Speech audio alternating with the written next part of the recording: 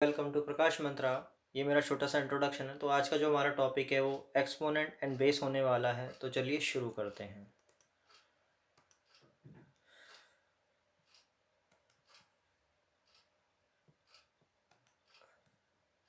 जैसा कि आप स्क्रीन पर देख रहे हैं, हेडिंग दे रखी है एक्सपोनेंट को हिंदी में हम जो है घात कहते हैं और बेस को हिंदी में हम घातांक कहते हैं।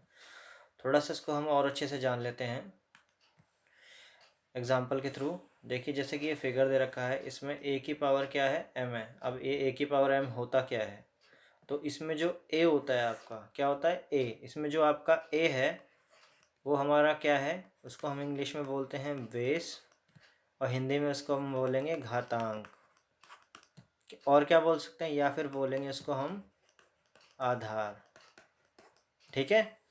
और ये जो m है, ये m क्या होता है, m का मतलब इस आपका हो गया, इंग्लिश में इसको हम बोलते हैं पावर या बोलते हैं एक्सपोनेंट, और हिंदी में इसको हम बोलते हैं m को घात। ठीक है। तो थोड़ा सा मैं इसको आपको एक बार और समझा देता हूँ। जो इसमें हमारा a होता है, क्या होता है, जो इसमें हमारा a होता है उसको हम क्या बोलते हैं, बेस इंग्लिश में, और हिंदी में क्या बोलते हैं, घातांक या आधार। और जो हमारा इसमें m है इसको हम क्या बोलते हैं, पावर या एक्सपोनेंट, और हिंदी में क्या बोलते हैं, इसको हम घात बोलते हैं। ठीक है। तो अब हम यहाँ पे कुछ थोड़ा सा समझ लेते हैं।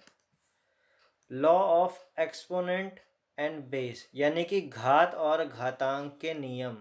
घात और घातांक के नियम। अब ये घात और घातांक के नियम जो होते हैं, ये कुछ फॉर्मूले हैं जो मैं आपको बताने जा रहा हूँ। तो इसको जो है आप नोट कर लीजिएगा, या फिर आप इसका स्क्रीनशॉट भी ले सकते हैं। ठीक है। जैसा भी हो, बस इसको काफ़ी अच्छे से इस कॉन्सेप्ट को करिएगा। इसी उम्मीद के साथ मैं आपके लिए वीडियो बना रहा हूँ, तो ध्यान दीजिए। तो जो हमारा पहला रूल है वो क्या है कि अगर a की पावर क्या है, m है, और a की पावर क्या है, n है, और किसका निशान है, मल्टीप्लाई का निशान है। तो ऐसी कंडीशन में क्या होता है, जो दोनों पावर है, नहीं, जो दोनों घातें वो आपस में क्या हो जाएंगी, जुड़ जाएंगी, यानी a की पावर m प्लस के n हो जाएगा। ठीक है। अगला जो नियम है वो क्या है हमारा, कि मान लीजिए a की पावर है m और निशान किसका आ रहा है बच्चों, डिवाइड का आ रहा है, और दूसरी वैल्यू है a की पावर n। तो ऐसी कंडीशन में ये एक तो भिन्न यानी कि फ्रैक्शन की फॉर्म में हो जाएगा, और दूसरा ये सब्ट्रैक्ट हो जाएगा। जैसे a की पावर m बटे a की पावर n। और किस तरीके से लिख सकते हैं इसको हम, a की पावर m माइनस के n। ठीक है। अब रूल नंबर तीसरा, अगला है हमारा, मान लीजिए a की पावर है m और ब्रैकेट लगा हुआ है और बाहर क्या है, इसके n है। ठीक है। तो ऐसी कंडीशन में क्या होगा, ऐसी कंडीशन में जो होगा, जब हम ब्रैकेट हटाएंगे, यानी a की पावर क्या है, m है, और जैसे ही ब्रैकेट हटेगा तो निशान किसका आ जाएगा, मल्टीप्लाई के साथ n का आ जाएगा। ठीक है। तो देखिए क्या होगा, इसमें हमारा जो है, इसका मतलब क्या हो जाएगा, a की पावर m माइनस के, सॉरी, a की पावर m मल्टीप्लाई के n हो जाएगा। ठीक है। तो चलिए अगले रूल पे चलते हैं। रूल नंबर 4 क्या है हमारा, मान लीजिए कि भाई किसी की पावर a की पावर m है और b की पावर क्या m है। अब देखिए दोनों के बेस यानी दोनों के आधार जो हैं अलग अलग हैं, a और b अलग अलग है। ठीक है। तो ऐसी कंडीशन में क्या होगा, ऐसी कंडीशन में हम दोनों बेस को जो है सेपरेट कर लेंगे, यानी a into A multiply b हो जाएगा, और पावर को हम क्या कर देंगे, बाहर निकाल देंगे। इसको और हम कैसे लिख सकते हैं, a प्रोडक्ट b, और पावर क्या हो जाएगी, बाहर आ जाएगी हमारी। ठीक है। तो ये 4 रूल हो गए। अब रूल नंबर 5 पे हम आते हैं, नहीं, नियम 5 पे आते हैं हम। इसको भी हम समझ लेते हैं। मान लीजिए कि कोई वैल्यू है a बटे के b, और ये ब्रैकेट में क्या है, बंद है। ठीक है। ब्रैकेट में क्या है, बंद, और बाहर क्या है, पावर m है। तो जैसे ही ब्रैकेट हटेगा तो ये जो पावर होगी दोनों में जाके लग जाएगी, यानी a की पावर m हो जाएगा और b की पावर क्या हो जाएगा, m हो जाएगा। ठीक है। रूल नंबर 6, अगर मान लीजिए किसी की पावर क्या आ रही है, 0 आ रही है, तो वहाँ पे हम क्या कर देंगे, सीधे सीधे वैल्यू 1 लिख देंगे। एग्जाम्पल के लिए इसको अगर हम समझ लें, जैसे मान लीजिए 100 की पावर कितना है, 0, तो 100 की जगह पे क्या है, 100 की पावर 0 की जगह पे क्या आ जाएगी, वैल्यू 1 आ जाएगी हमारे। ठीक है। रूल नंबर 7 यानी नियम 7। अब मान लीजिए किसी की पावर अगर क्या है नेगेटिव में है, ठीक है, तो ऐसी कंडीशन में क्या होगा, ऐसी कंडीशन में इसको हम रेसिप्रोकल कर देंगे, यानी ए की पावर सीधा सीधा मैं बोलूँ तो आपको इसको हम बटे की फॉर्म में कर देंगे, यानी कि वैल्यू को जो चेंज कर देंगे, ए की पावर क्या हो जाएगा, एम हो जाएगा। तो देखिए ये नेगेटिव से क्या हो गया, यहाँ पे पावर अपने आप पॉजिटिव में हो गई, ठीक है। अब कुछ क्वेश्चंस को समझ लेते हैं हम यहाँ पे। जैसे क्वेश्चन इसमें ये वाला दे रखा है, ये क्वेश्चन 2 की पावर क्या है, 3 है, 2 की पावर 2 है और 5 की पावर 5 है। तो इसमें बच्चों क्या फ़र्क आएगा, इसमें जो है कुछ नियम, कुछ लॉ लगेंगे जो मैंने अभी आपको पीछे लॉ बताए हैं, नियम बताए हैं। तो जैसे मान लीजिए पहला क्या है, ए की पावर m इंटू ए की पावर n, यानी पावर यहाँ पे क्या हो जाएगी, आपस में जुड़ जाएगी, ठीक है। और ये रूल कौन से वाले हिस्से में लगेगा, ये रूल लगेगा इस वाले पार्ट में, किस वाले पार्ट में, इस वाले पार्ट में, ठीक है।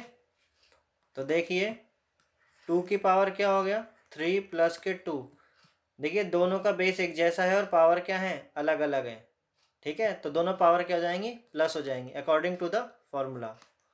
और 5 की पावर 5 ऐसे का ऐसे उतर जाएगा, तो ये हमारा क्या हो जाएगा, 2 की पावर क्या हो जाएगा 5, और यहाँ पे क्या आएगा 5 की पावर 5 हो जाएगा। अब यहाँ पे एक और रूल लग गया है, इसको भी थोड़ा सा समझ लेते हैं। मैंने आपको बताया था पीछे कि जब भी हमारा जो है बेस अलग अलग है और पावर क्या है, एक जैसी है, पावर क्या है, कॉमन है, तो ऐसी कंडीशन में हम क्या करेंगे, ऐसी कंडीशन में हम जो है बेस को सेपरेट कर लेंगे और पावर को बाहर मतलब कॉमन ले लेंगे, ठीक है। यानी कि A M into B N, इसका ये फॉर्मूला है हमारा। तो इसमें हम क्या कर रहे थे, ए इंटू के बी, और पावर को हमने क्या कर लिया, पावर को हमने जो है सेपरेट ले लिया, ठीक है। तो देखिए कैसे करेंगे इसको, 2 की पावर 2 इंटू 5, पावर कहाँ गई हमारी, बाहर आ गई, तो आंसर आएगा हमारा 10 की पावर 5, ठीक है। तो चलिए अगले क्वेश्चन में चलते हैं। तो इसमें जो है हमारा ए की पावर 3 है और डिवाइड, और क्या था हमारा क्वेश्चन, 2 की पावर 3, 2 की पावर 3, 2 की पावर 3। तो इसको कैसे करेंगे, तो सबसे पहले मैं क्या करता हूँ, मैं जो ये जो हमारी 8 वाली वैल्यू, इसको पहले मैं सही से अरेंज कर लेता हूँ। तो मैं 8 को क्या लिख सकता हूँ, 2 की पावर क्या लिख सकता हूँ, 3 ले सकता हूँ, और हमारा जो ये छोटा सा स्क्वायर है ये कहाँ जाएगा, बाहर आ जाएगा, ठीक है। और निशान किसका है, डिवाइड का है, और 2 की पावर क्या आ गया हमारा, 3 आ गया। बट एक चीज़ का थोड़ा सा ध्यान दीजिएगा बच्चों कि जब भी आप इसको करोगे तो आप जो है पावर को सही से लिखिएगा, मतलब इस तरीके से लिखिएगा जैसे मैं लिख रहा हूँ स्क्रीन पे, ठीक है।